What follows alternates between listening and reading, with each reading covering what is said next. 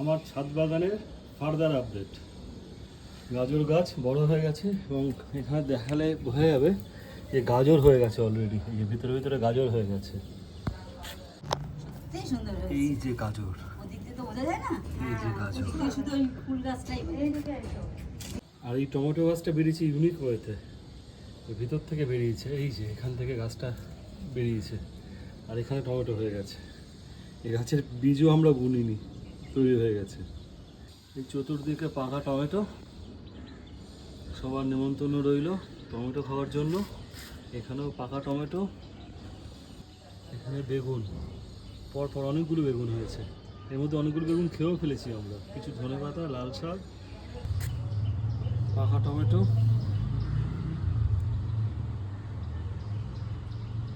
ছোট ছোট লেবু, প্রচুর লেবু হয়েছে।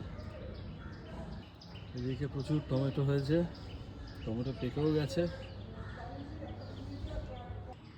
লিমিটেড লঙ্কাও হয়েছে, খুব বেশি হয়নি কিন্তু হয়েছে। এদিকটা তো ভর্তি টমেটো, পাকা পাকা। আজকে তুলবো, কাউন্ট করেছিলাম একটু আগে, 30টা পাকা টমেটো আছে।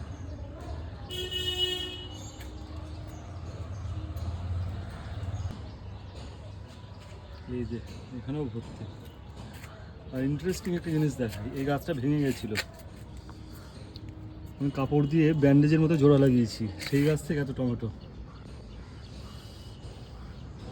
এখানেও কিছু কাঁচা রয়েছে, এদিকে কুমড়ো গাছ, এখানেও কুমড়ো গাছ আছে। তিনটাতে সার তৈরি হচ্ছে। ধনেপাতা গাছ বড় হয়ে এত বড় হয়ে গেছে। এটা গাজেনিয়া ফুল প্রবাবলি, ওটা সূর্যমুখী ফুলের মতো, দিনের বেলা ফোটে, রাত্রেবেলা আবার বন্ধ হয়ে যায়। সব গাছের একবার কুইক ভিউ।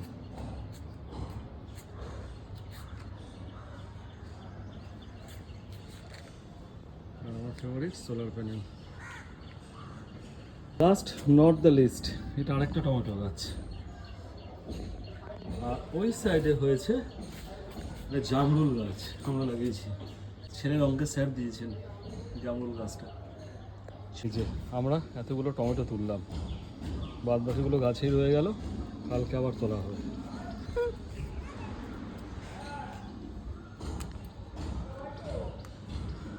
এই বেগুনগুলো দিয়ে ছোট ছোট মাছের ঝোল টোল এগুলো খাওয়া হবে।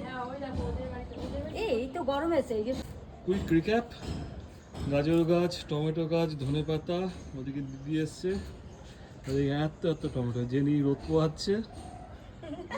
আর এখানে বেগুনের গাছে ভর্তি, বেগুনে ভর্তি।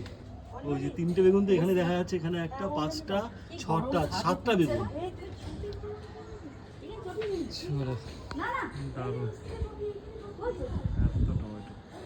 চলো আজকের মতো এখানেই শেষ, পরে আবার আপডেট দেবো।